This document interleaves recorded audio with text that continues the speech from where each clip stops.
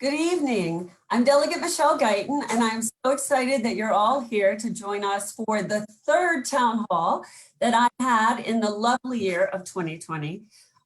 Whether you're joining us by Facebook Live tonight or by telephone, we are very happy to have you with us. A little bit about the format just before we get started tonight. This town hall is about connecting our families during virtual schooling, and we have two parts. Each of our panelists is going to present some information, and then I am going to ask them questions and hopefully get answers based on information that you've asked from us. So we're going to start with an overview of Parks and Recreation. And we're going to be hearing from the director of Baltimore County Parks and Recreation about creative ways to get your student out from behind the computer and have some recreation during virtual schooling. And then the second part of our town hall, and I know that for many of you, this is the main event tonight, is actually going to be discussing how we can get your family in front of the computer for virtual schooling. We'll hear from representatives from Baltimore County Public Schools, from Baltimore County, and from Comcast, who will address internet accessibility and connectivity for Baltimore County, particularly in the North District 42B. So we've collected a lot of questions. We're going to do our best to try to get to all of them, but we will not be able to do that tonight. I do want to let you know that because I represent District 42B, I have prioritized the questions that come from my constituents. If you don't hear yours tonight, however, or you send us some in through Facebook chat, we will try to get them answered and to post those answers later in the week. So this town hall is really special. It's different than anything else that I've done before, because what we have for you tonight are the people who are on the ground doing the work in the county and the school system. And they have agreed to participate in this conversation. I want to make sure that you all know that they don't have to do this. They're willingly participating in this, even though they're not actually used to answering questions in public or talking on Facebook Live. That's not really part of their job description. They're not politicians. But what they are they're committed public servants and working for the county to help improve our access in North Baltimore County. So while I recognize that many constituents in 42B have been frustrated, particularly over the broadband issues that we face, this meeting does represent progress, and it shows a commitment to our area by our county government. And I really, really want you to recognize that and to please keep your comments positive in the hopes that we can actually continue this conversation after tonight. So I would also like to thank, before we start, Kathi Geppi. Kathy's a longtime community activist who's worked to increase access to broadband in North County for many, many years. She's also the president of the North County Community Group. She will help moderate questions in the second half of this town hall. So I am thrilled that County Executive Johnny Olszewski has joined us tonight at the town hall. Baltimore County is facing so many challenges right now, and he is a very, very busy man. We are honored that these issues that affect our District 42B are also important to him. And the fact that he's here shows a commitment to us and that he is willing to give us his attention and to be a part of this conversation. So please welcome, very gratefully, our County Executive, Johnny Olszewski. Thanks, Delegate Guyton. I really appreciate that kind introduction. And hello out there to especially North Baltimore County, but all of our residents in Baltimore County. It's an honor and privilege to join you tonight. Delegate Guyton, I want to also thank you for your tireless work on behalf of your constituents in 44B. It was an easy yes, because we just value the partnership that we have with you and our residents here. Kathi, looking forward to your sharing. Before I get into anything, I want to just thank members of our team who are on tonight. We are committed to the conversation tonight, but we're also committed to the ongoing conversation. Broadband connectivity issues are critical to North Baltimore County. We are at the table. We want to partner with you to solve them, not just for the ways in which this pandemic has laid bare how critical these issues are, but we know that there are just also quality of life issues that go beyond the crisis, about helping our school children, for example, be connected or to access services. So we hear you. You have great advocates in your representation, particularly Delegate Guyton. And so it's really great to be here. I think that the work that's been put into pulling together such a robust team here, Delegate Guyton, highlights your dedication, and really thrilled to be helping to kick things off. My team has put together a presentation. We've got folks to be part of connectivity issues in Northern Baltimore County. I want to thank them for the work they're doing and yet are yet to do. I want to also thank our Recs department for the work that they're doing to keep our parks open and to provide that programming that I know you'll be talking through tonight as well.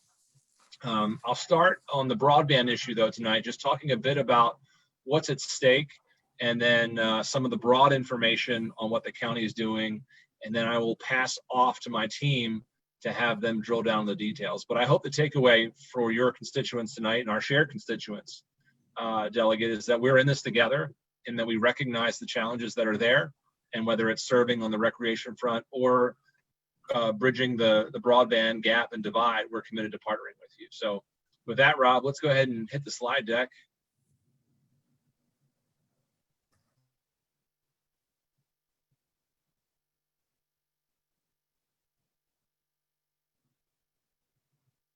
So, you know, why is connectivity and access so important at this moment in time? We know that 1 in 6 students nationally lack the resources, whether it's devices or connectivity, to complete schoolwork at home. And we are trying to work closely with our families and with the school system to close the gap in Baltimore County through one-to-one devices for BCPS students, as well as loaner devices for others where they're needed. The county is doing what we can to approach the connectivity divide from a number of angles in order to solve some of the immediate needs with short-term solutions, while also simultaneously building out a more comprehensive plan for equity across all of Baltimore County. On benefits and services, we know that the impacts of the digital divide have become more pronounced during this pandemic, as I mentioned earlier, particularly on more vulnerable populations who rely on interactions with government agencies and nonprofits for their benefits and for other assistance. So with contactless services becoming an important tool during this public health crisis, we need to have the connectivity and access. That technology is more important now than ever before for those who face the most risk. And then finally, on public health and safety, to keep our citizens safe, government, health, businesses, and other services have shifted more to that contactless interaction for employees and customers doing things like teleworking, where we've gone from about 4% of our workforce being remote workers to nearly 70% in Baltimore County. Looking at things like telehealth, online shopping, food delivery access, and other ways to sort of really leverage services like legal services. Next slide. So we really have tried to take a multi-pronged approach to close as many of those gaps as possible and as quickly as possible.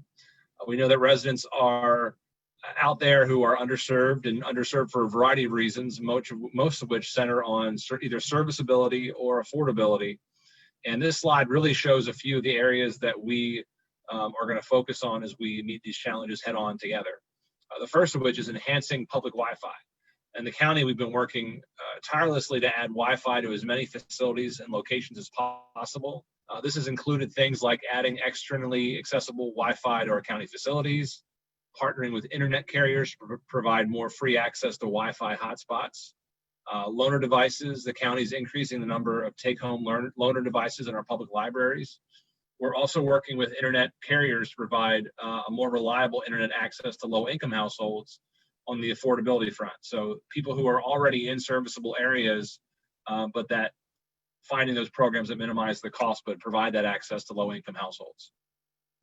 We're also working on partnerships for both short-term and long-term success, working with those carriers and with folks like Delegate Guyton in the state to build out the infrastructure.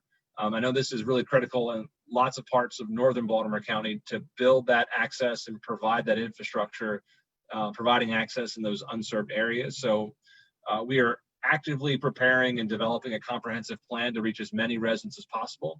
Something that my team will speak more to later and that we will make available to you later when it's finalized.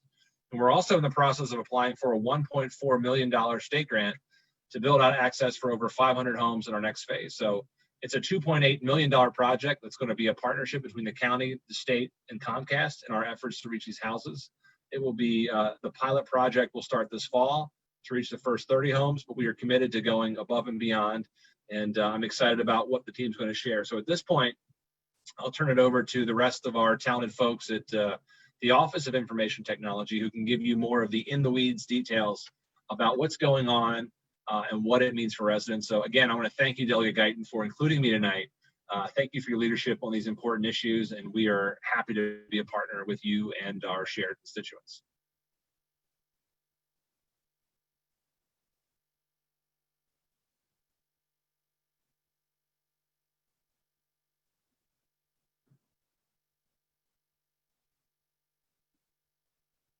Delegate Guyton, I think you are muted.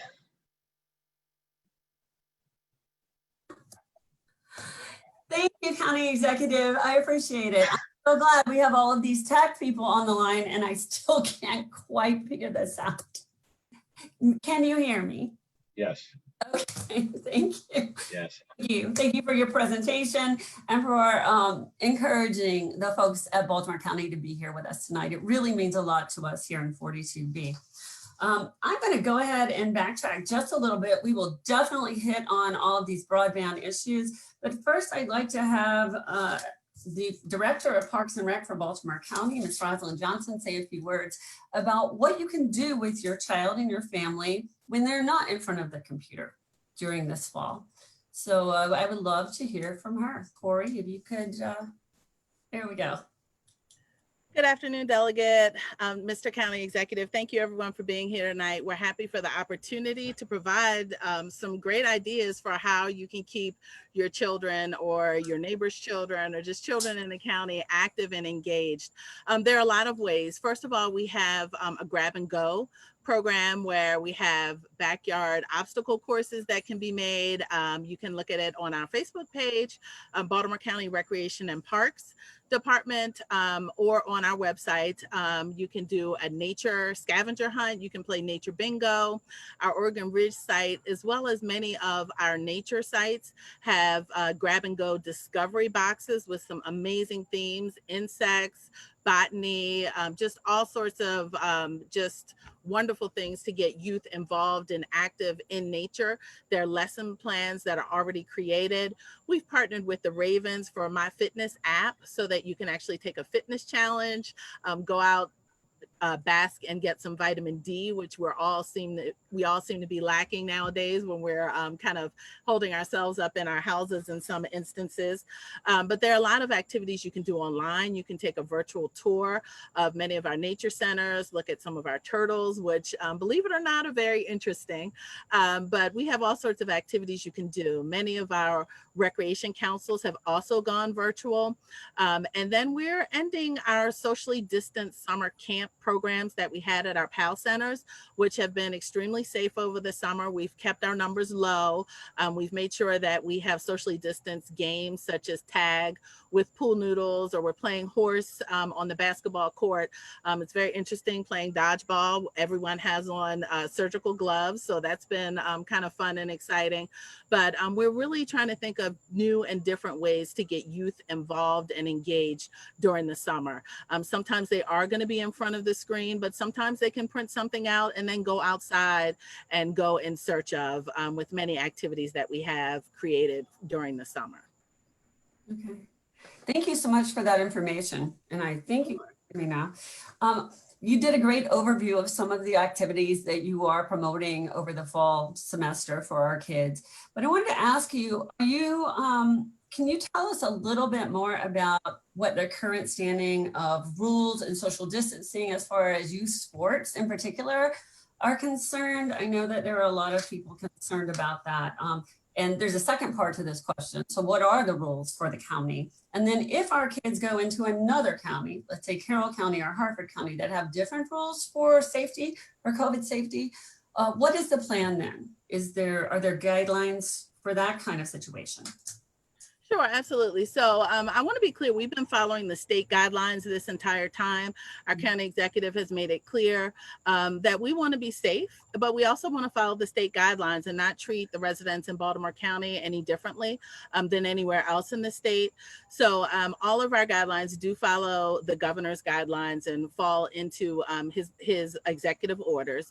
So participation, first of all, is only granted to people who want to participate in our sports programs, as long as they don't have any symptoms of COVID. We also ask that if they're sick or feel sick, that they remain home. And those individuals, including youth who are at risk or in the high risk category, should not probably play sports this season. They should sit this season out. Temperature checks are required on the fields for the players. We need to make sure we have hand sanitizer available. We have to assign areas for each player to have their equipment. We can't have any joint use hydration facilities. So in other words, we can't have the cooler where everyone is using the cooler. You have to bring your own hydration and your own water or bottles of Gatorade. No spectators. And that doesn't include parents or guardians, but no spectators. And we know this is very different for everyone, but our goal is to make sure that everyone remains safe. And this is new to all of us, and everyone has tried to pivot on a dime. We're talking to our partners in other recreation and parks departments across the state and even across the nation. We ask that players wear masks if they're on the sidelines. So if they're sitting and they're not actively playing, we're asking that they wear masks, particularly when they're not socially distanced. And then volunteers should wear masks. All volunteers and coaches in the program should wear masks. And then social distancing should be practiced whenever it's possible. We recognize on the field, depending on the sport, it's not possible. And then of course, you know, this is something that's tough for us as recreation and parks professionals, but good sportsmanship is something we always like to emphasize. But participants in games should refrain from handshakes, huddles, and high fives. So this is a very new, hopefully not long-term normal for us. With football, no tackle football is being allowed currently. You can have flag football, but no tackle football games or scrimmages. Drills and conditioning activities are authorized. And then for football, we are asking that all players wear gloves. Soccer, we have no throw-ins, and the goalkeeper must wear gloves. And, you know, we've had a lot of people say, well, you know, did you guys really think this through? How come in football, everyone's touching the ball, and in soccer, everyone's touching the ball, but you can't have throw-ins? Well, for football, we have everyone wearing gloves. So we think that will reduce the risk of any type of transmission of COVID in case someone were to be positive and asymptomatic, for example. Soccer, we have no throw-ins, but you can do headbutts because you can head the ball. But in soccer, most of your younger players are doing the throw-ins. You won't have too many younger players heading the ball, so you don't really have to worry about that. But the goalkeeper must also wear gloves. And then for baseball and softball, we ask for a clean ball to be utilized at each change of team at bat. So every half inning, we ask that a new ball be utilized so that team is the only one touching the ball. And so we've coordinated with our partners around the state as well, and we've tried to figure out the best way to keep everyone safe. And there is no foolproof way. If you're going to go out and play sports, there's no foolproof way for you to not be exposed other than to stay home. So we realize we're not perfect. These rules aren't perfect, but no one planned for this pandemic. And we're doing the very best we can to keep our youth outside safely, actively, and engaged. Absolutely. So it sounds like there are a lot of opportunities for kids to play sports in Baltimore County, and they can find through recreation and parks. Tell me a little bit about other things. Are there any opportunities for arts or creative endeavors for kids like some of mine who maybe aren't that athletically inclined? Or like me, I'm no longer athletically inclined like I used to be, but I do love the arts. So indoors is a really different animal. So we're working on the indoor facilities. There are a couple of challenges. One, the schools aren't open right now to the public or to recreation and parks for programming. So So until we can get in the schools, that's going to be a challenge for us to have programming as normal.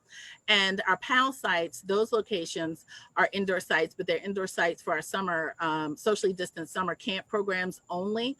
So we're looking at indoor. We have to be very careful because the governor has a mandate for indoors. You must wear a mask at all times.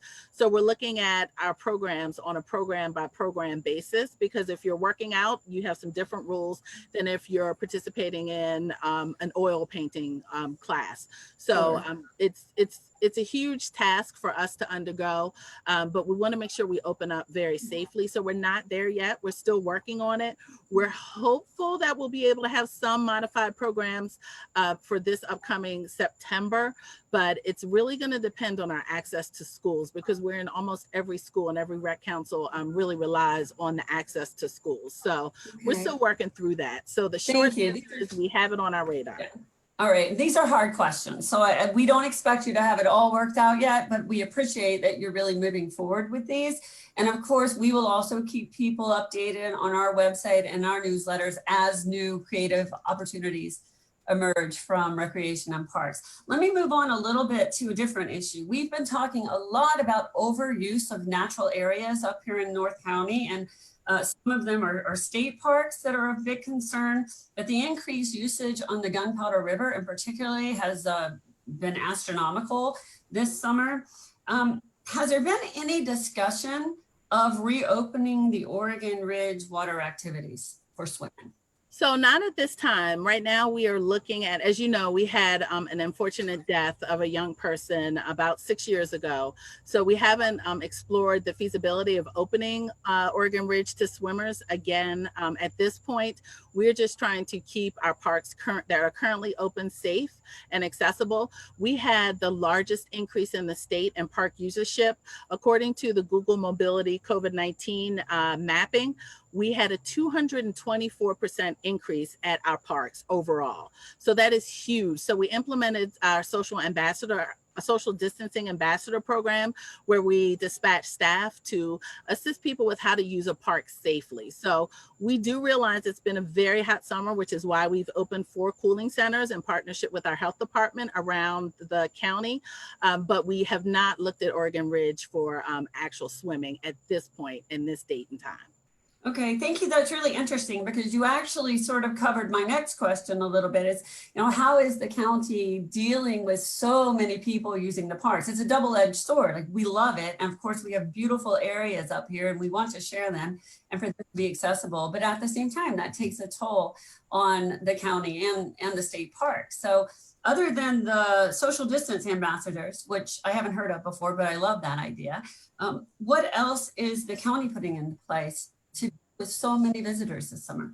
We've had more signage than ever before. So we're lucky in Baltimore County that we have a county executive and delegates such as yourself who understand the importance of people actually getting out and being able to utilize their parks during this pandemic. So the county executive has made it clear, and he's challenged us to figure out ways to keep the parks open this entire time, but to do so safely. And so what a challenge it was, but we've put a lot of additional signage in our parks. At one point, all of our playgrounds were closed, so we had to snow fence or rope off our playgrounds and put signage down to let people know it's not safe for children to play on the playgrounds yet. And as soon as it was safe, we opened them back up. But we've kind of met the challenge at every turn when we get new information, whether it's on a national level or a local level. We have answered that call, but we're constantly out and about. We're observing how people are using our parks and utilizing our parks. We had to pull our porta potties out because it wasn't safe to have porta potties in the parks without hand sanitizer or hand washing stations, and no one could find hand sanitizer. So our hand sanitizer for some reason was growing legs and just walking away. So we had to make some very tough decisions that to a layperson, it might not make sense. We're in a pandemic and they're pulling out the restrooms, but it was a public safety concern. So as issues present themselves, we do address them at the time. Yes. Thank you so much. That was a really great information.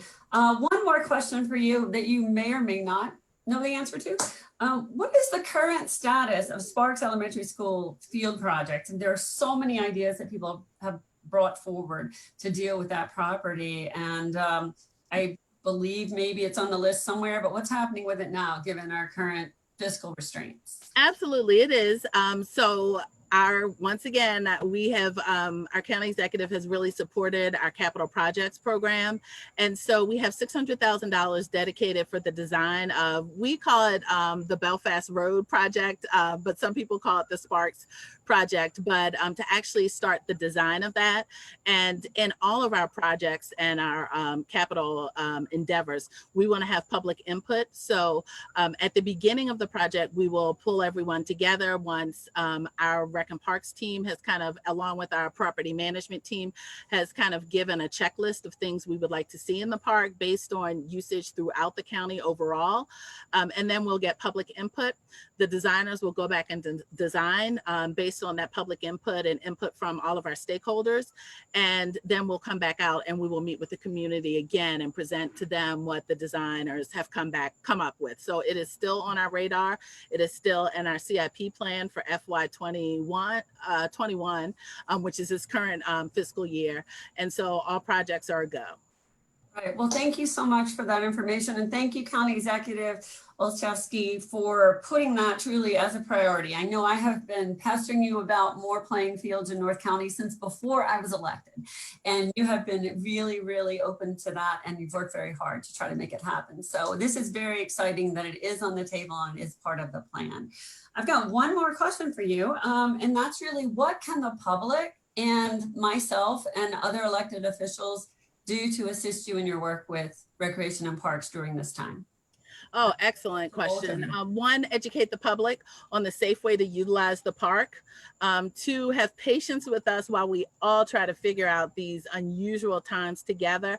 And three, please make sure you support program open space.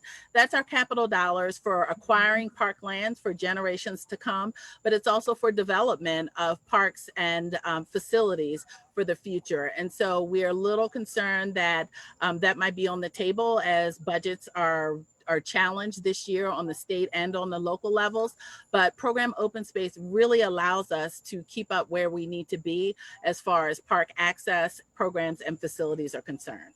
Great, thank you very much for bringing that to our attention. I also want to recognize, since you did talk about a legislative issue, that we have Senator Chris West, who is on the line with us. So thank you for joining us, Senator. And we also have Baltimore County Public Schools Board of Education President, Ms. Kathleen Causey. So they are both there, and I'm getting more names as we go, but I would like to go ahead and shift a little bit, if we could, to the second portion of our town hall tonight. We're going to hear from Ms. Kathi Geppi, who's going to be on the screen now. If Corey can make that happen. We have from Baltimore County, Rob O'Connor, who's the Baltimore County Director of Information Technology, and John Davis, who's the Baltimore County Cable Administrator. We also have with us tonight Misty Allen, who's the Vice President of Government and Regulatory Affairs Community Impact for Comcast. We're going to be directing most of our questions and get most of our information from the county. But if at any time those of you, Rob or John, feel like you want to call on Misty to answer a question or to clarify something, then please feel free to do that. And we will give her a chance to speak as well near the end of the program. So Kathi is right before you. And if we could also have John and Rob up on the screen. Corey?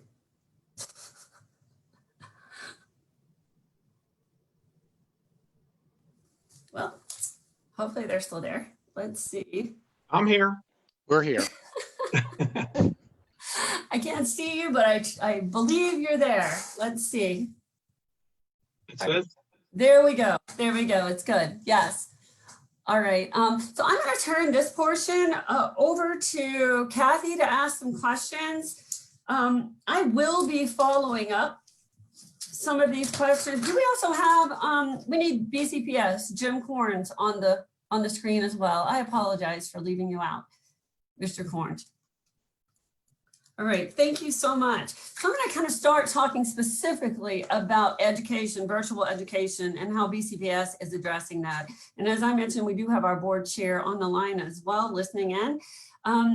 So this isn't necessarily a question, But I do hope that when each of you presents, and I'll ask Mr. Corns to go first, if that's okay, that you could also address the grant that BCPS recently applied for and the issues surrounding that, because we did have a lot of questions about that. So Mr. Corns, I'll let you go ahead and start your presentation, and then we'll go to Mr. Davis and Mr. O'Connor.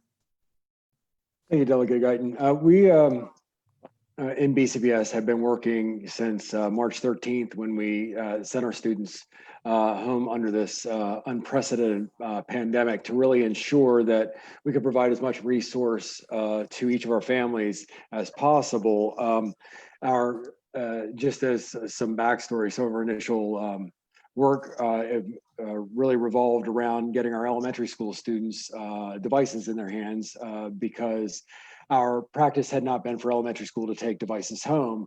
And so that really weighed in a lot of labor around making sure that we could do that in a socially distanced way and in the most safe and secure manner, while making up the need to have all students with a device and addressing some where we didn't have grades with full one-to-one, being able to try to distribute devices as they move into our elementary schools.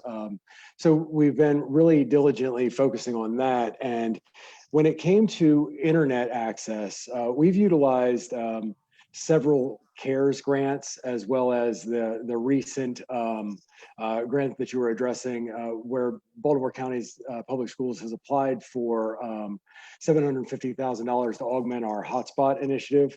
And I can tell you firsthand, and probably for the first time, that we received our letter today of acceptance of that grant. So we are going to be receiving that funding to increase our hotspot fleet. And where the county government is providing us the best resource and the best path for Northern County is that as a school system, our logistics are usually set up around current infrastructure and the ability to leverage both terrestrial and wireless internet. And so when those resources are expanded through infrastructural projects from a governmental stance, that's where we can start leveraging in both expansion of marketing as well as augmentation of ability to provide for our less fortunate students, and really partnering together to utilize things that have been put in place from an infrastructural standpoint. Okay, thank you so much. I just want to ask you a little bit more specifically about internet accessibility and education. I mean, there's a problem with equity between kids and families who have internet access and kids and families who don't during virtual learning.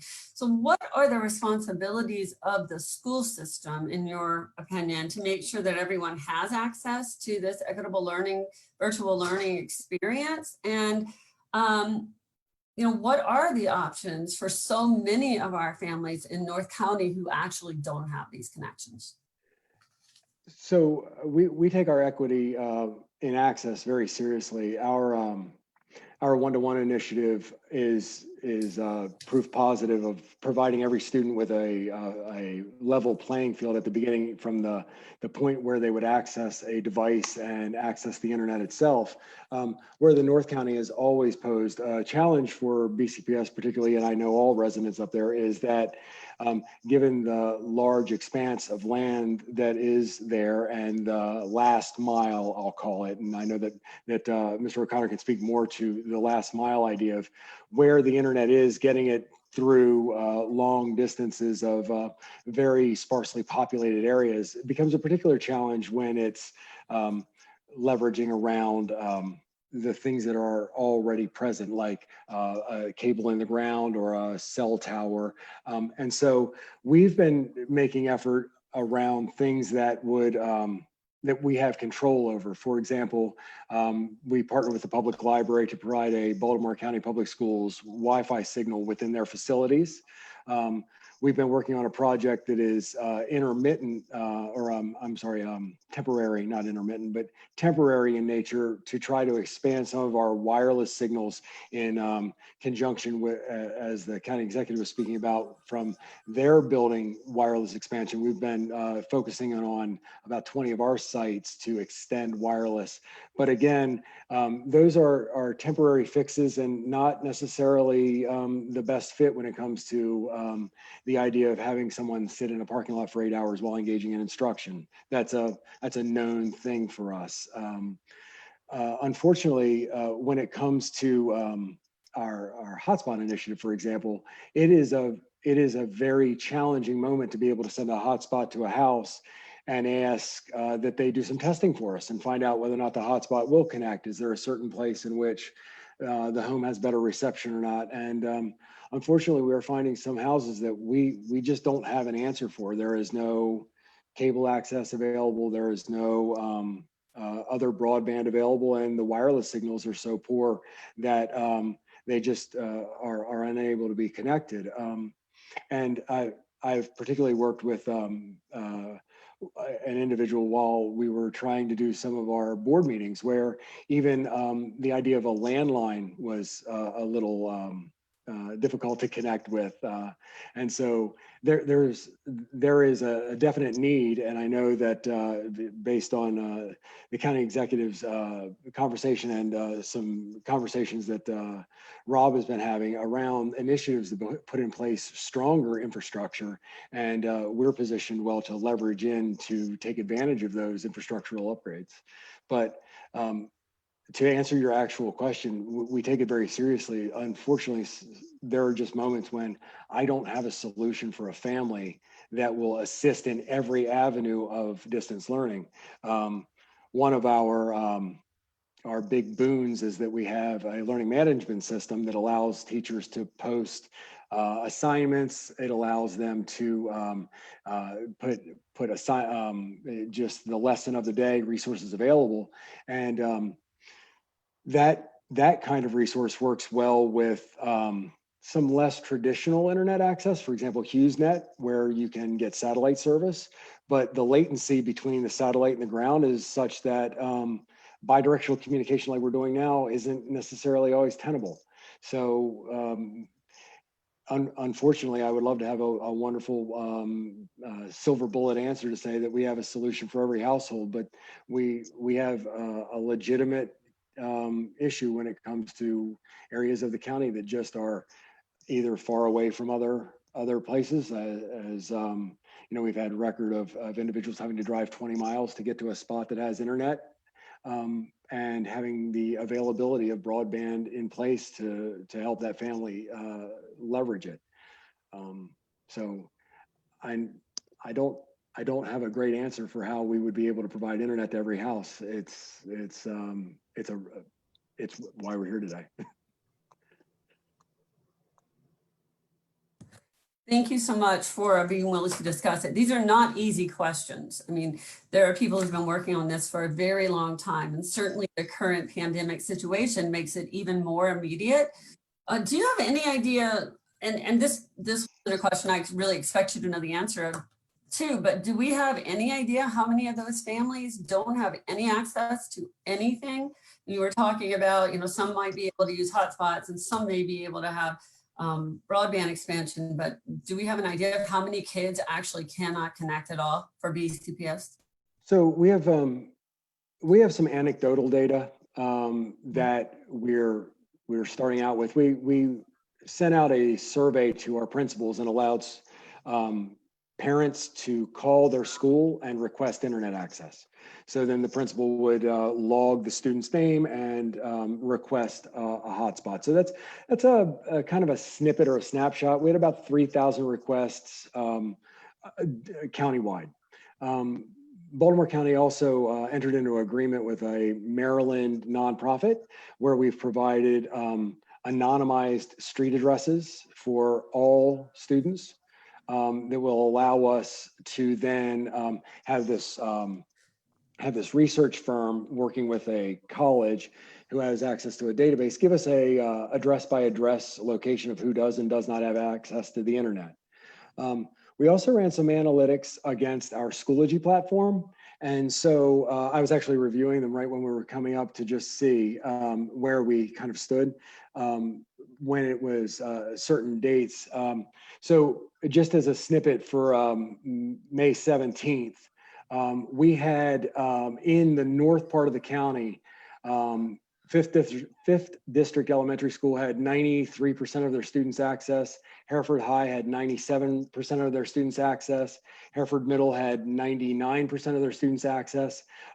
The low point, the rest of the schools are in the 95s. The low point that we see is in the 7th District, which shows up to be in the 70s. So that metric was based on students accessing our Schoology platform on that day. So we do have data that definitely shows that there is a percentage of students in the north part of the county that are truly looking to figure out how they can access these resources. And what sort of recommendations are we making to them? And I know we have Dr. McComas on the line as well. So if at any point you want to call her into this, I would love to have her as part of the conversation as well. I'm always willing to hear Dr. McComas speak. But if you'd like to take a shot at that one, whomever wants to take it can. Yes, so thank you. Can you hear me? This is Mary McComas. Yes. Okay, great. Thank you. So good evening. And first, before I answer that, I'd just like to say thank you, Dr. Delegate Guyton, and CE County Olszewski, and our chair, Ms. Causey, I know is with us this evening, for this opportunity, because this is very exciting. It's so important that we come together as a community to rally around our children and our community at large in this time period. So I just sincerely want to say how much I appreciate you providing this forum for us to come together as a community and discuss these really important issues for our children and our families. So to get to your question, is, as Mr. Corns was saying, we have a number of families that we know are struggling to access. And so what we really need to do together as a community is work through our schools with our principals to discuss with each family what are available resources and how might we as a school system partner with them as a family.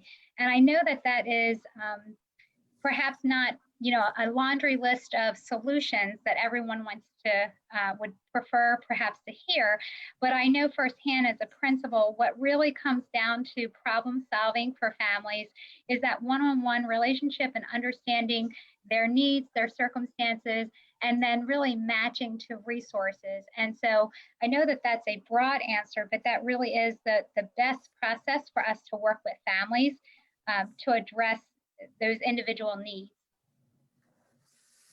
Okay, other than hotspots in the home for those who could use them or have, are we still using Wi-Fi centers outside of schools and libraries? Is that being encouraged for students? And the hotspots that are county owned, is there any way to make those safer or more pleasant for families? I mean, it just doesn't seem like that's a great alternative for families who have to go and sit in their car for, hours at a time with a young child.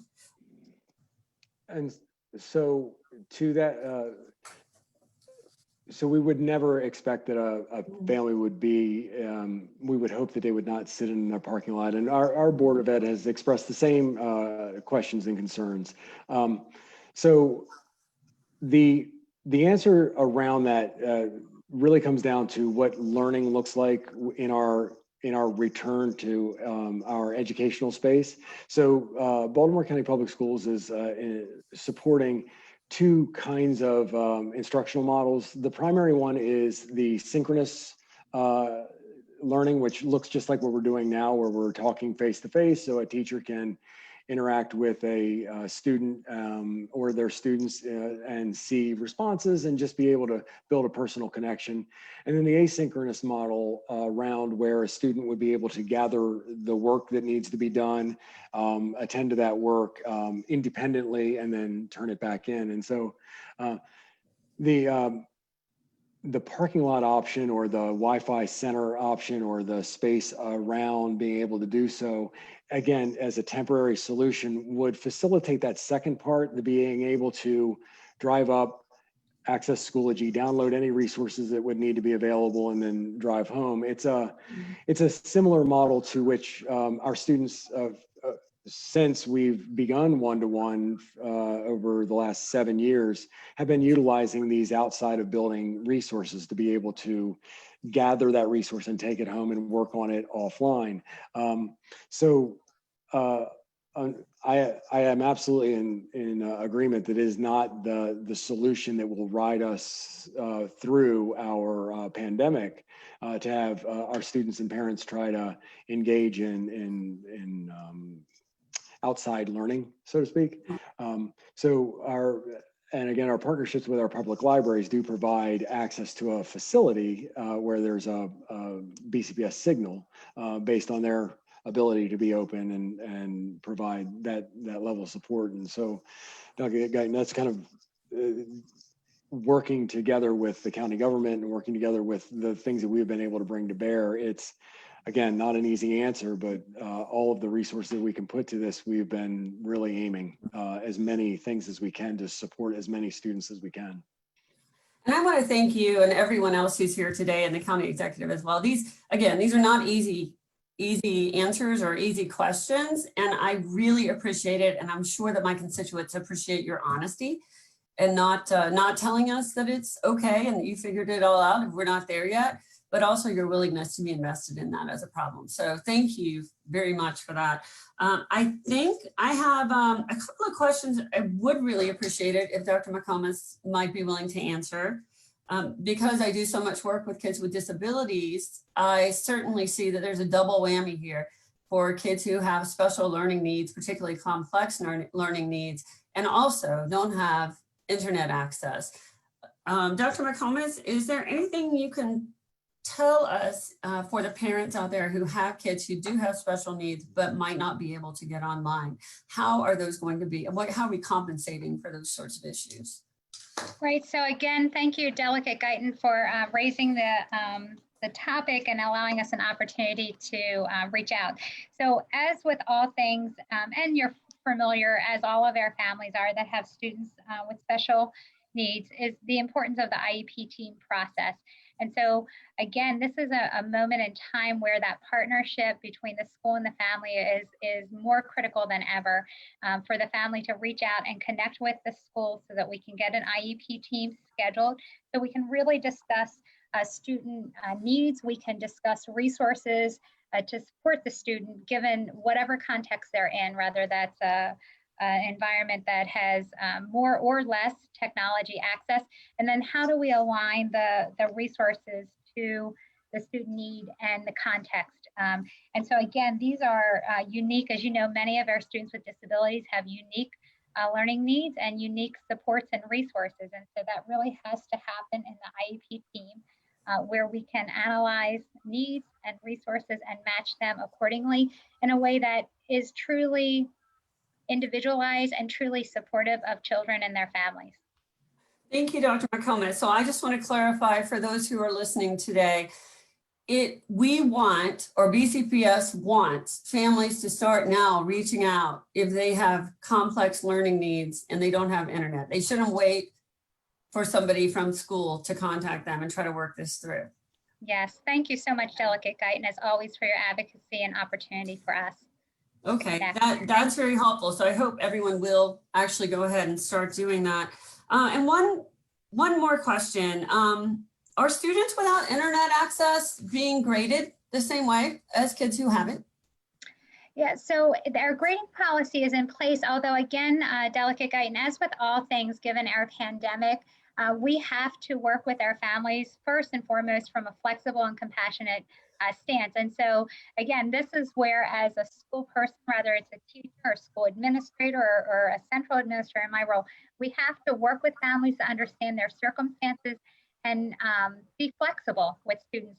Our efforts here are to approximate school, like what all of us think of as normal school, but also we can never lose track of the fact that we are in a global pandemic and families are in unique circumstances and challenges at this time, whether that is a technology challenge or perhaps an economic challenge brought on as a result of the pandemic, or God forbid, a health challenge that the family may be experiencing. So as always, we need to work with our families. And so if I would encourage any parent who's running into a challenge and working with their student in the grading policy, as always, first point of contact is our teacher, and followed up by our school administration and support system to work through needs.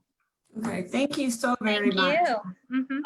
Is there anything else that either of you wants to add, particularly what can we do? What should the public be doing when it comes specifically to school-related issues? And then we're gonna continue talking to the county about larger accessibility issues and connectivity issues right after this. But is there anything should be If I doing? may, Is there anything Delegate I can Guyton? do? Yes, thank you for the opportunity. Again, I would just ask that all of us remain in strong community and strong partnership with one another. I think back to Parks and Rec and their comment around working together, ensuring everyone's safe, and then being patient with one another as we work through these truly challenging times. I think what's most important is that we remain strong in our community to support our children and one another as we are flexible and problem solve every step of the way. So thank you again for the opportunity this evening, especially for such an important topic. Thank you both very, very much. It's great to have you with us. Thank you for all the hard work you're doing, and I'm sure you'll have a lot of people reach out. So I want to move now to Kathi Geppi. If Corey will put her on the line, and she's going to be taking over speaking to Rob O'Connor and John Davis from Baltimore County. Can we have Rob and John? I'm here. We're here. Yes, yeah, I can hear you, but I don't see you. So Corey, maybe you can put them on the screen. Then we'll let you go ahead and give us your presentation, and then Kathi has some questions that she'd like to ask you from the community. Okay. Delegate Guyton, thank you for having John and I on this evening. This is a very important topic. Under this administration, when the county executive asked me to take over this department, we talked over many different technology strategies that he wanted to see moving forward, and equity was at the top of his list and one of the top things that he wants to see throughout the entire county. One of the first things that he allowed me to do was to actually hire John. John came on board in February of 2019. John has vast experience in the broadband field and was something that the county ever so needed to help us develop this plan and come at this at all angles. As Mr. Korn said, there is no simple answer immediately to this. And, we are coming at this at all different angles to make sure that we can put forth as many solutions as possible in the immediate time frame, while we're developing and building out the longer term solution.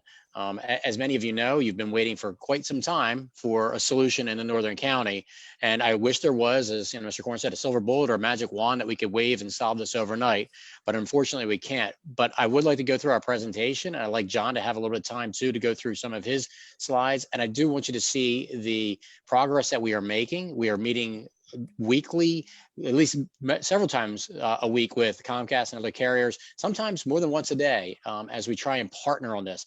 And that's what we're seeing nationally is that, instead of counties and carriers starting to come at each other and make this a challenge and a push that you must do this or I'm not going to do this, it's now becoming a partnership. And that's what has to happen here. It needs to be an investment from the federal level, from the state level, from the county level, and from the carrier side. So I do want to share a little bit of information about what we've been doing.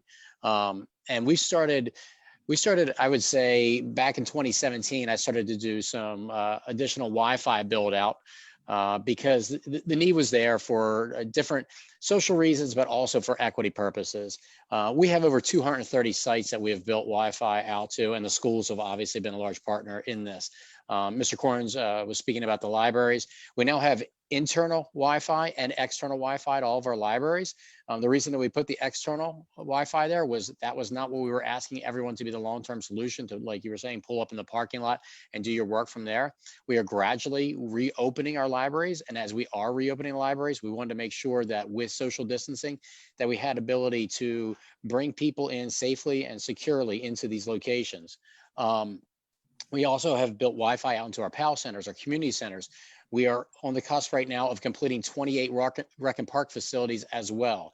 So this is an ongoing thing that the county has put a lot of time, money, and effort into to make sure that we can cover as many areas as possible geographically throughout the county so that, like Mr. Corns was saying, people don't have to drive 20 miles to a location.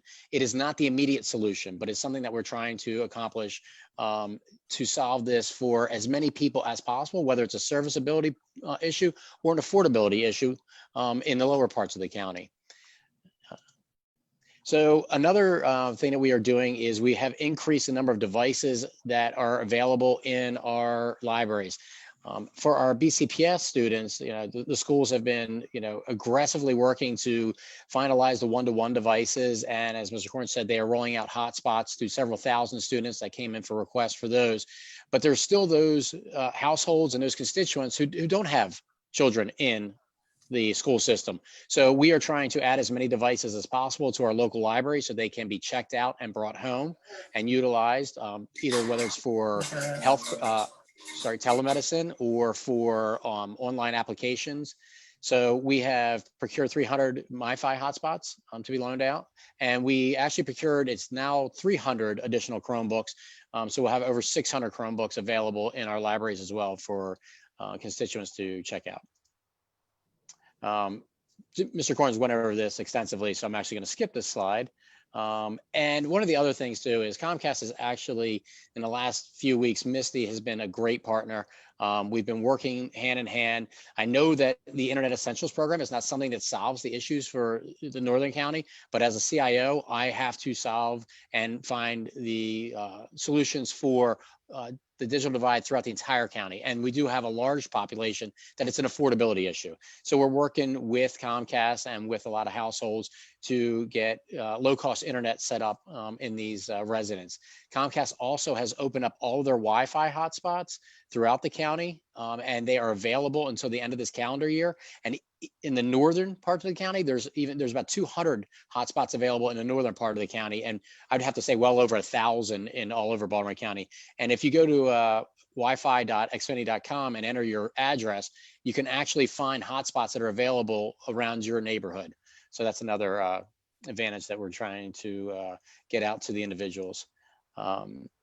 So John, do you want to start talking a little bit about where we are with the franchise agreement? Yeah, I'll jump into the franchise agreement, but first off, I want to thank Delegate Goyton for having me, County Executive Olszewski, and Rob for hiring me. I greatly appreciate it. So, but I want to give a little quick background, and then I'll jump into what we're trying to do with the franchise agreement and some programs to get service to the people that desperately need it, right? This is kind of a three-headed monster, right? As the way I look at it, right? We really need to partner with our franchisees, and that's Comcast and Verizon. They're the main two participants in the county that supply services to our constituents. So forming that bond with them, kind of breaking down some walls, honestly, that have been up in the past, and forming a partnership. And we've really opened some great dialogue, especially with Comcast recently, with some of the programs that we're working on, for them to help fund the build out. I mean, this ultimately comes down to my goal here is one thing: to serve as many people as possible with the funding that we have available, right? So, Comcast is, I think, going to be a good partner in this, as well as the state. I mean, we've been working with Kenrick Gordon from the state on multiple different grants to help support build out in the northern part of the county, especially. We were successful in a program I'm going to go over here shortly.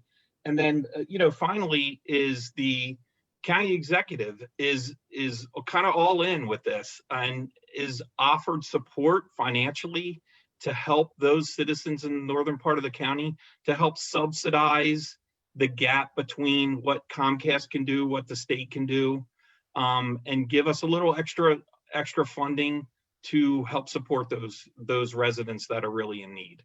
So yeah, Rob, if you want to hit on the franchise slide, I can go over kind of where we are right now.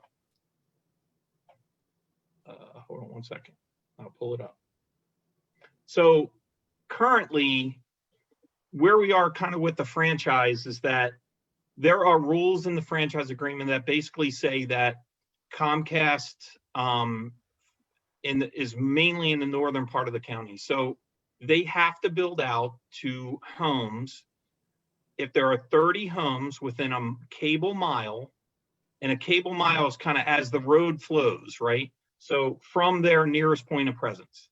So we have a process in place to kind of put together a project for each community, neighborhood, whatever you want to call it, that I put to Comcast. I give them all the information, the endpoints of the network, the houses that we're going to pass, and they review it and then come back to us. This is a new program that we've just developed very recently.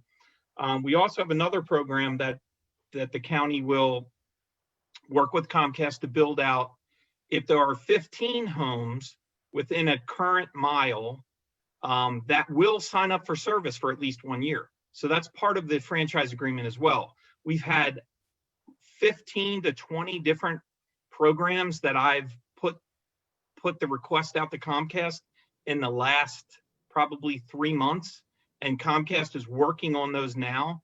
The county is willing, is making an effort to help possibly subsidize that effort because the build out will be in public right away. The gap sometimes that we have is that some of the homes out in the northern part of the county have very long driveways. Some of them are 1,400 feet. And a lot of that falls on the actual owner of the home to kind of pay the delta between what is funded by the state, what's funded by Comcast, what's funded by the county. So the county is trying to help with that and help some of those residents kind of subsidize that to some respect. We're working that constantly. I put in new requests to Comcast literally on a weekly basis. So I will say to those people in the northern county, if you believe that your home is within a mile of the network and there are 15 homes in that area, that you send me an email at broadband@baltimorecounty.md.gov, and I will review the case. It's right at the bottom of the screen there, and I will review the case, work with Comcast, and see if we can help you. The next part of the franchise is that the Comcast agreement is up for renewal currently. So the county is working on negotiating terms and conditions in the renewal agreement that will lower the density requirements, the dwelling units that we need per mile. This is going to make it easier for smaller and more remote communities to be served. So a draft of the franchise agreement was sent to Comcast within the last week or so. Comcast is reviewing that. We believe that our ask in that agreement is relative to the other municipalities in the state, and we believe we can get an agreement completed with Comcast by the end of this year.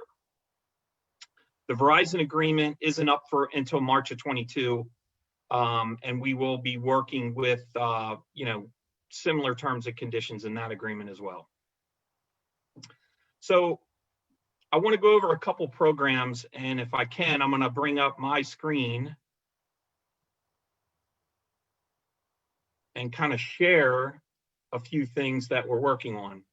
So hopefully we can see my screen, and this is something that Kathi Geppi helped me on greatly, and I want to thank her for all of her support. She basically did a grassroots campaign to the constituents of the county and basically said, raise your hand if you need service. So, we plotted. It's not sharing yet, John. It's not sharing yet? Yeah, same issue I think I had before. Try again. Okay, how's that? Now it's showing up. There we go. Okay, sorry about that. So yeah, this is the map. You can see all the dots on the map. These are the people that about 1,900 people, believe it or not, on this map that have raised their hand and said that they need help with service, right? Now, this isn't everybody. And we understand that not everybody got the message. Not everybody raised their hand because they might not have known that we were doing a survey. But of course, the goal is to try to reach those heavily dense populated areas and get to as many of those people as we possibly can. I'll add in these other things that are kind of populating all the other addresses in the area we're very familiar with. You can see they're kind of popping in now, but they're the other constituents that are in the county that may not have raised their hand. So, you know, there's a big focus on the northern part of the county, of course, and we're working daily to try to get service to those customers. The next thing I want to share and is kind of the pilot program, the grant that we worked on with the state. And I know there was a lot of talk that, you know, the county didn't ask for a lot of money and we only received $36,000 in part of our grant, but I want to explain the reason and this kind of the strategy behind getting that particular area serviced. So as you can see, this line here, this blue line here, is the grant program, the pilot program that we won funding for. Again, it was about $36,000, and it's going to help about 30 people initially. While it doesn't seem a lot, what it did is it got us that much closer to many, many other people. We have to build out this network kind of like a spider web, right? So we have to get one place before we can get another. And so this gives us the opportunity, as you can see, to then work with Comcast and partner with Comcast through the franchise agreement to get service to this area in pink, which is another 30 homes. It also gives us that much further closer to the areas in purple here, which is another 30 homes along Black Rock Road, another 25 homes along Pleasant Meadow Road. Further down, it gets us into Black Rock and Ridge Road with another 32 homes, another 28 homes on Trenton Road. Further up near the golf course, it gets us all the way near Piney Branch Golf Course at another 26 homes. So it furthers our reach, as you can see. All of these colored areas are additional neighborhoods that we can help by that one area being serviced first, which is a huge key for us. And we were successful in getting that done. Now, this is going to happen overnight, unfortunately. It's not something I can, like you've heard, have the magic bullet or wave the magic wand to make it happen in a week or a month. But this is something that we have plans to build out. We have a plan to make this happen. The next part is the working with the state, and this is kind of the biggest program that we're working on now. Unfortunately, we couldn't take advantage of the first phase of the state grant process due to a variety of reasons, but we kind of went back to the board, the drawing board. Comcast came in, met with county executive, and we actually furthered the project, extended it. We were originally planning on 400 homes, as you can see in the northwest corner of the state, but now we've upped that to over 530 homes that we plan on building out to in the Gunpowder Road area. You can see, I can zoom in, Timber Shed, Baker Schoolhouse Road. This whole northwest corner of the state is going to be the first project we're going to submit to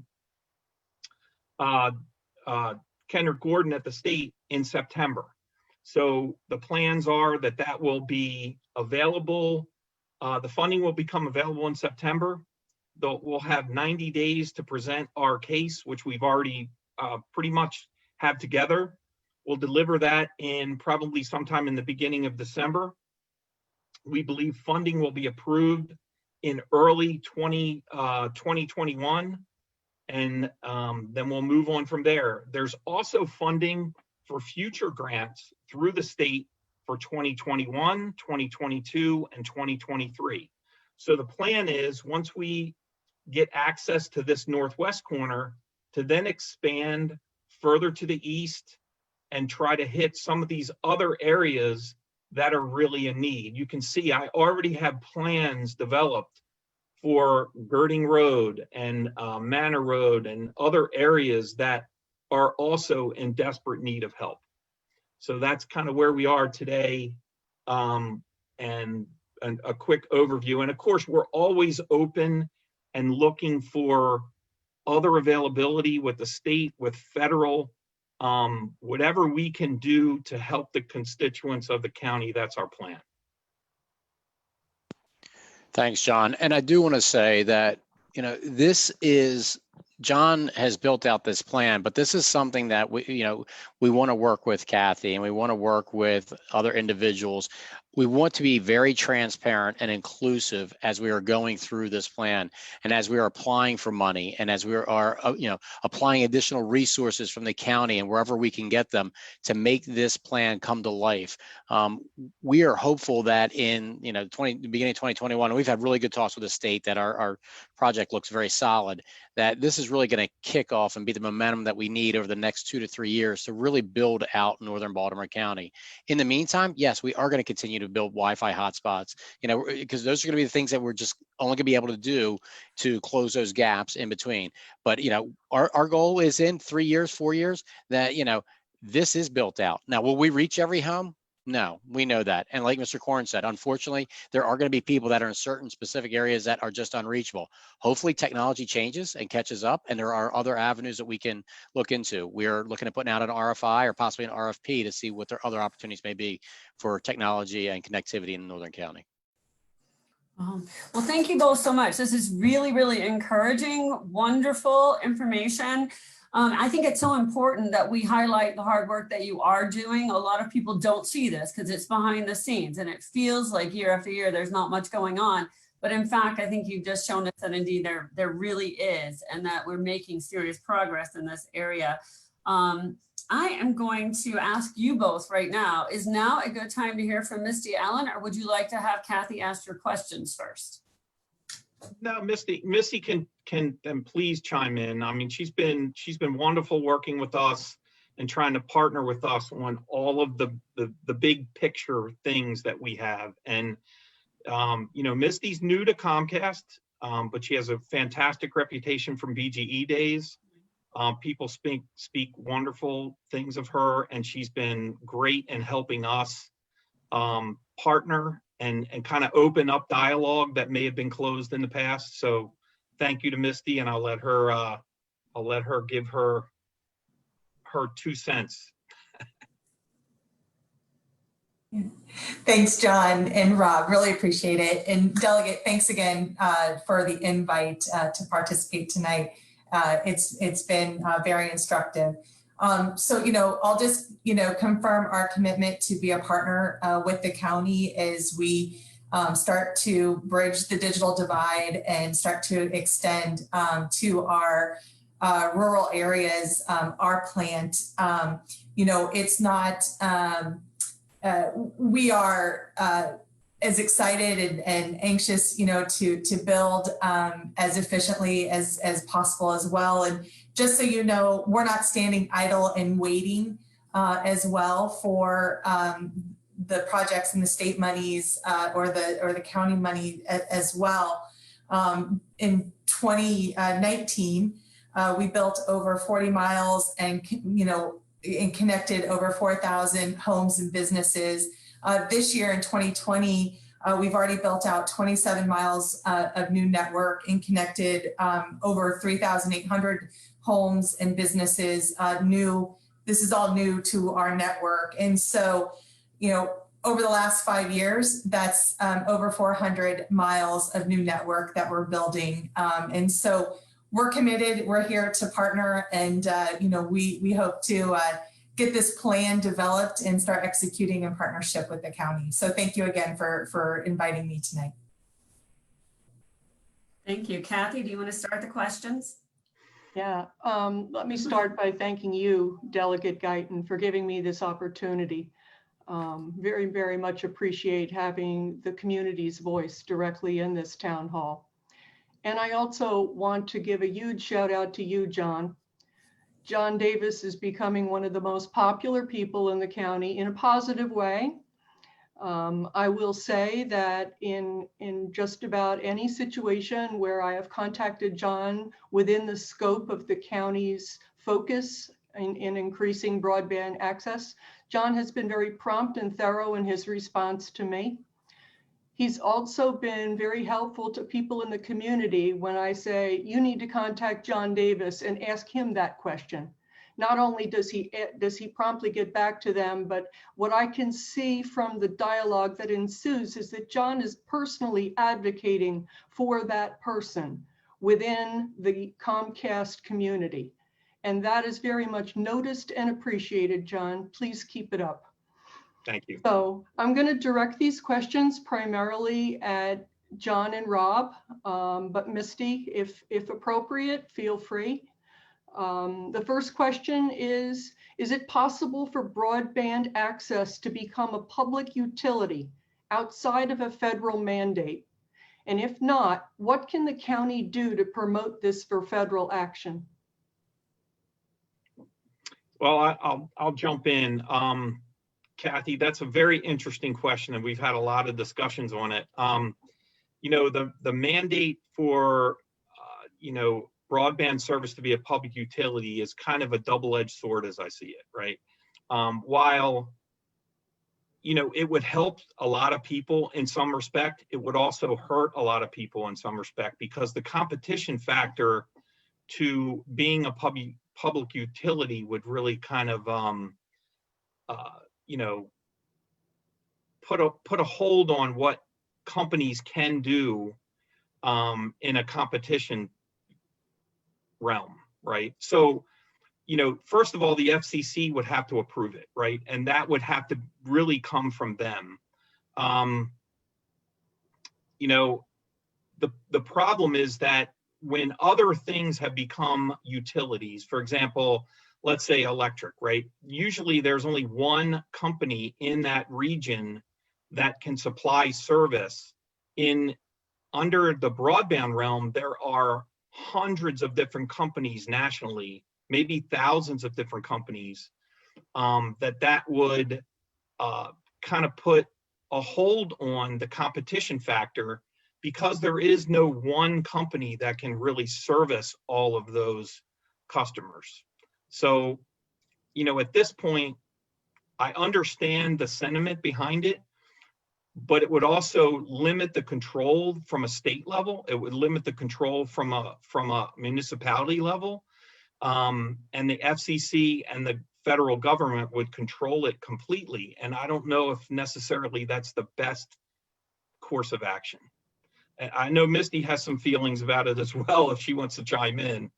But yeah, we had a discussion about it yesterday, actually. I'd also like to add that, you know, we've been sending John, well, not sending anymore, but virtually sending John and two of our attorneys to national and capital region telecommunication groups for training and a lot of discussions around the question you just asked, Kathi. And what we're finding, you know, throughout the nation is that, like I stated earlier, that municipalities are finding it that partnerships with the carriers, whether it's resource sharing, whether it's joint build outs or whatever, you know, investments, is actually becoming the better and quicker solution to these problems.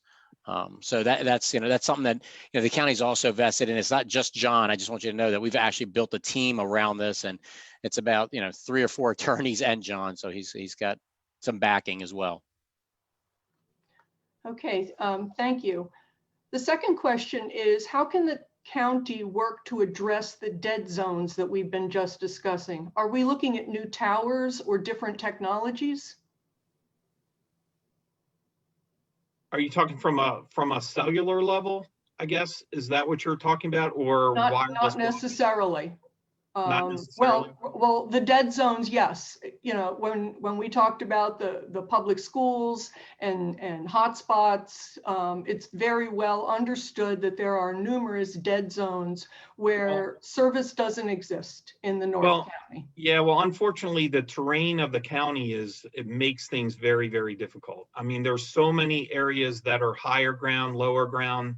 There's so many trees in the area that kind of block signals from a Wi-Fi and a wireless standpoint, that unless we were to really invest in a wireless type network, and this means putting up multiple new towers in the region, which most people in the Northern County don't want a 150 or 200 foot tower in their backyard. So it makes it difficult. I mean, it's something that we're looking at.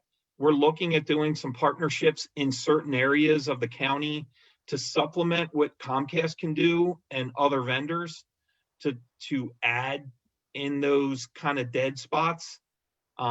It's something we're absolutely looking at, but unfortunately the terrain of the county makes it very difficult for us.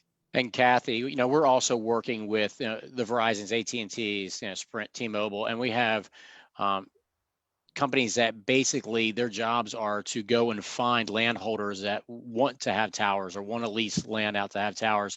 And it's been a struggle in the Northern County to find places where people want to have towers built out.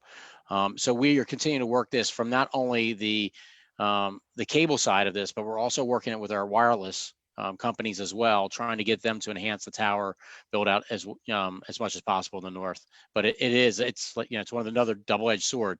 It's like, people want it, but they don't want a tower in the backyard. So we've struggled with that. But it's interesting. I too have heard, people don't want the towers, but I wonder if the context were explained to them such that, historically the question was, do you want cell towers to give you better cell phone service? But now more cell towers or taller cell towers not only mean better cell phone service, but also mean access to broadband. And I wonder if asking the people that live in the North County in the larger, more modern context, if you would get the same answer. Might be something worth exploring. It's a good question. It's actually part of the discussion around the RFI and the RFP that we're looking at. We've been working with the schools as well. Their network team has identified the students that are in those dead zones. So it's at least giving us targets. And they're working with John directly on, what are the possibilities and what can we do in those areas as well. Good. Okay. Here's one of the most frequently asked questions. How does Baltimore County enforce the requirement that Comcast build out if 15 residents within a cable mile agree to sign up for at least 1 year of service? Well, I'll field that one, and I touched on it briefly before. So I have a new process in place that I've worked out with Misty and her team to where I put together a project. Basically, I send Comcast all the pertinent details of the road, the takeoff point from the closest point where Comcast is, the addresses that I believe it passes, and I send that to her team, her serviceability team, and they review it. Most recently, what we're trying to do is keep the mile build out in public right away and keep the private property out of the mix, because what happens occasionally is we get an opportunity to do a build out for a group of 15 or 18 homes. The problem is 3 of those homes have 1,600 foot driveways. So if you add those 3 homes in the mix, it kind of kills the deal, right? So we're trying to pull out and utilize only public right of way for the build out piece. And then the county and maybe even the constituent may have a responsibility, or we can work with that individual to help them fund that private property access, right? Comcast even supports that as well. I mean, they'll build out, their normal process in the county is to build out 300 feet. So they may take a piece of it. The customer himself may have to spend a little money and build and pay for that access, and the county may be able to help as well. So it's kind of a 3 people all trying to work on it. Understand. We hear from many residents who live less than a mile from existing Comcast service, but are not able to obtain the service because there are less than 15 homes, sort of similar in that respect. How can the county help those residents? Well, I can feel that as well. So we're working on language in the new franchise agreement that we've submitted to Misty and her team to kind of, take a look at that. I mean, at the end of the day, if there are 15 homes in 1 mile, that's part of the plan. But if there are 8 homes in a half a mile, couldn't that work as well? So we have that as a proposal in our new agreement. You know, we believe it's fair. It's something that's been done in other municipalities. You know, we're not trying to get Comcast to spend a ton of money to build out the 2 homes that are 3 miles away. But if it makes financial sense and the county can possibly help in that mix as well and help subsidize that, we're looking at that. We have some money through the CARES grant that we can utilize for that funding. So, you know, hopefully the partnership, and Misty's been great in that aspect, we'll look at all aspects of build out if it makes sense for everybody. So John, go ahead, Rob. I think the new approach has become, and Misty's been really positive about this, is we've steered away from the we need and the we can't to the how do we get this done. And we're making it equitable, but we're also doing it on a way that makes sense for the county as well. I mean, I don't want people to think, and I don't want people to walk away from this going, oh, great. So now the county is paying for Comcast, you know, to have, you know, their infrastructure built out, and then they can get all these new customers. No, we're making it so that it makes sense for Comcast on a business standpoint to build out, and we're helping close the gap and working with the constituents, because we recognize that not only is this about distance learning, this is about economic development, and this is what we need to do for the future moving forward. Even when this pandemic ends, what the net new normal may be is not going to be what it was on March 12th. You know, when March 13th came along, it changed, I think, everything for everyone moving forward. So we know that many companies will continue to push for work from home. So from an economic development standpoint, we as a county know that this is an investment into our constituents as well. This is not just a subsidy for Comcast. So I really don't want people walking away going, great, the county's subsidizing Comcast. It's not. We're actually investing into the constituents. So please look at it from that angle. Okay. Just thinking back about the last 2 questions, if people have feel that they're in this situation where there are 15 people that would enter into a service contract or within a cable mile, or are in the second situation where there are maybe 4 or 5 homes with right next to someone who has cable, should they be contacting you, John? Well, they can work with the Comcast serviceability, and they can work with me as well. You know, I can put them in touch with the right people. You know, people want to send me an email, please do. Put your pertinent information on it. All your contact information, address, you can send it to me at Broadband at baltimorecountymd.gov, and I'll look at every case, right? If you have a group you know, all the neighbors talk, everybody talks. So if you have a group of 5 homes that whatever maybe have one, get together, put together a list of those people that need service, where you're located, and I'll review it on a kind of a neighborhood by neighborhood basis if I can. That'd be great. Thank you, John. Switching gears, we also hear a significant number of complaints about poor customer service from Comcast regarding new installations, including non-responsiveness, reports that service exists in an address during a home purchase only to find out that the service is not available after a site visit after a closing, wide ranges in cost-prohibitive cost share estimates, and inaccurate or no information on distances from existing Comcast service. How can the county help change this experience for residents?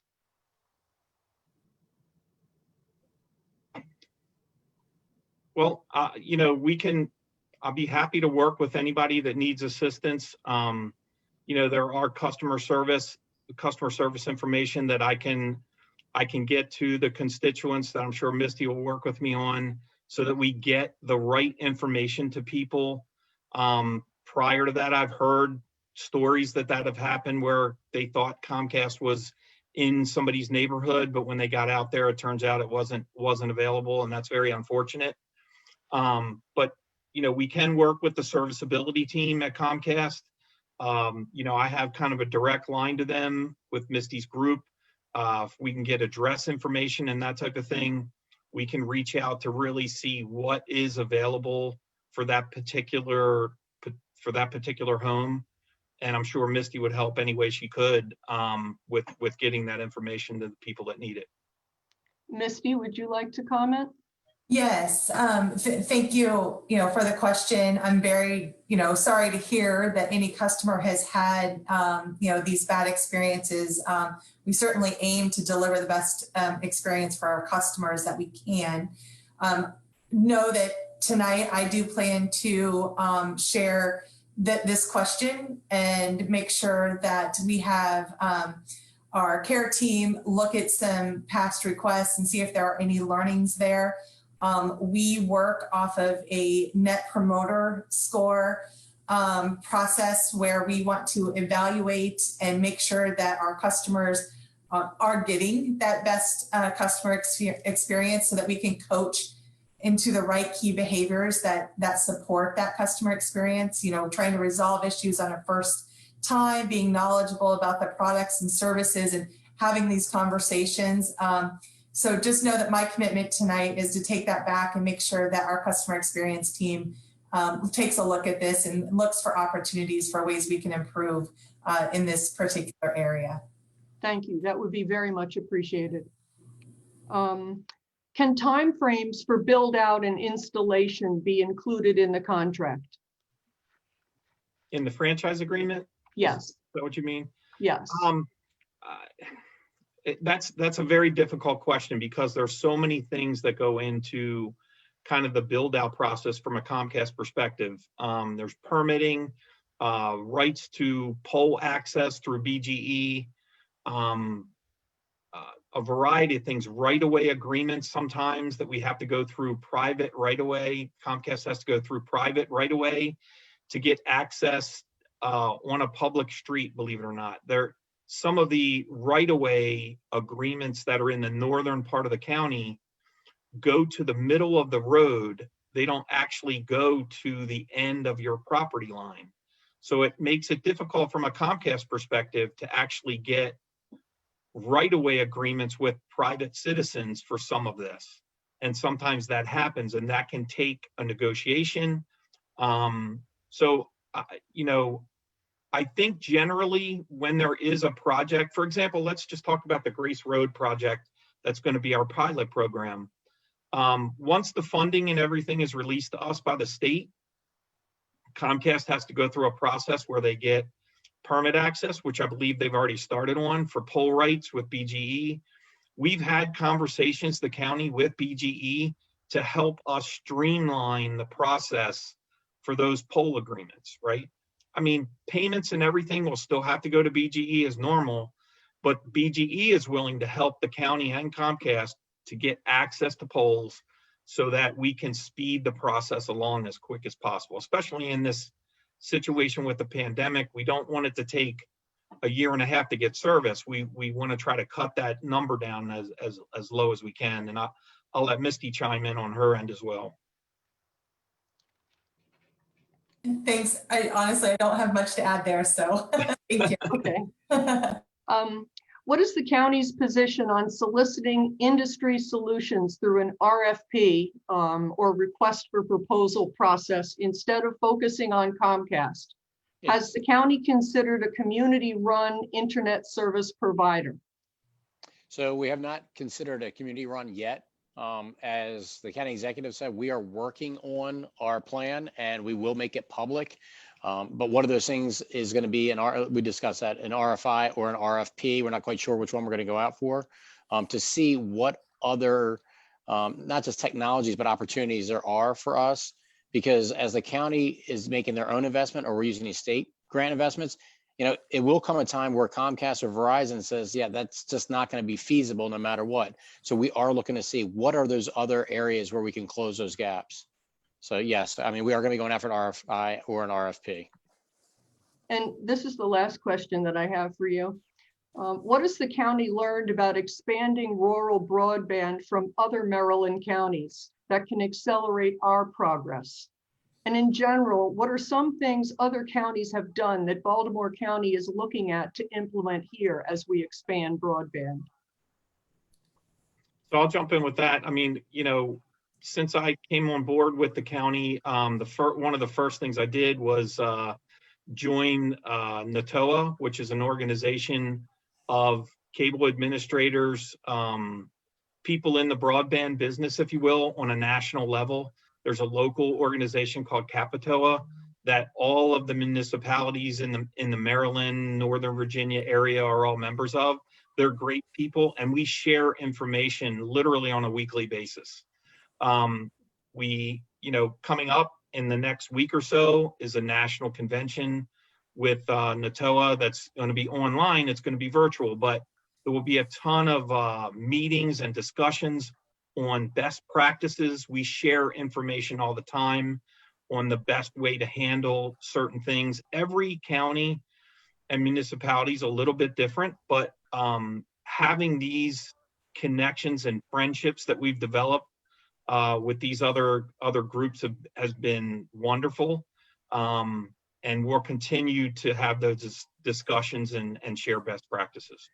Thank you so much. You have been incredibly helpful, forthright, honest, and really been diving into this information. And I know so many of our constituents really, really feel that tonight. I'm impressed by how much progress that we've made in this town hall. And thank you both so much for doing that. And you as well, Misty.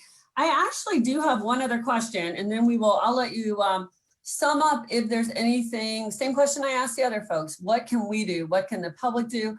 What can the legislators do to help promote this in Baltimore County? But I have one more question, and it may be more appropriate for Dr. McComas or for Mr. Corns. I wasn't going to add any tonight that weren't submitted, but there was one really important question on the chat that somehow no one submitted. And that is, what are we doing for teachers who don't have internet access? How are they teaching? So I think, Mr. Corns, are you? I'm sorry, we use Microsoft Teams as a communication platform, so I'm getting my feet wet underneath with Zoom. So we have about 20 educators who have identified to us that they are in need of some kind of internet. And so we've been working on multiple avenues by which to assist those individuals to gain access to internet resources. We've had good success with many of them with simply providing them with a unlimited data hotspot. But again, the number that we've had identified to us is about 20 right now. So most of our staff members have been showing up with access to internet from their educational duties. And so we've got a couple of other things that we're investigating. And so until they make their way through all of our communication channels, I want to make sure that, I'm not saying things that are outside of turn of our leadership. But we are well aware of this as a essential need for our staff to be able to provide crucial resources. And we're really looking to expand our staff. Staff internet is one aspect of our need for access. We're also looking to expand our device needs out to staff members that normally wouldn't have been required to have a mobile device. So the pandemic kind of showed us that we had staff members, for example, like a front office secretary who traditionally would work on a desktop machine. And so we needed to provide some sort of mobile access for them. So we've been working very, very closely with both our bargaining associations as well as our staff themselves to find out what exactly the needs are. And I think that the answer that comes down to when we get to the cases of the few individuals that we are left to be in assistance of, those individuals actually need to have that personal conversation to say what exactly is the limitation or the hindrance. So we just have to get down to the final conversations. Dr. McComas and I could both say that in education, there is always the amount of students that would receive instruction in the way that the teacher is delivering it. We will always have students that need something special or different in order for them to engage in their curricular studies that's different. And so we're finding the same thing when it comes to access. We just have to simply roll up our sleeves and figure out what exactly the one thing is that will help each individual case when we get down to the last few. Thank you so much for that. And thank you for recognizing that children also need to learn differently even now, because that was my last town hall. So I want to say once again how grateful we are to the county executive's office, to John, to Rob, to Jim, to Dr. McComas, to Comcast, Misty Ellen for coming, and for Director Johnson tonight. Really, you are all fabulous. And I know that we walk away with from this with a much better understanding of where we're going. So this is the beginning of the conversation, and we will keep it going. Thank you all who joined us, and a special thanks to Kathi, who has really been spearheading this work in North County. And I am so grateful that she was willing to share her expertise and her connections for this. So thank you very, very, very much. And we will see you next time.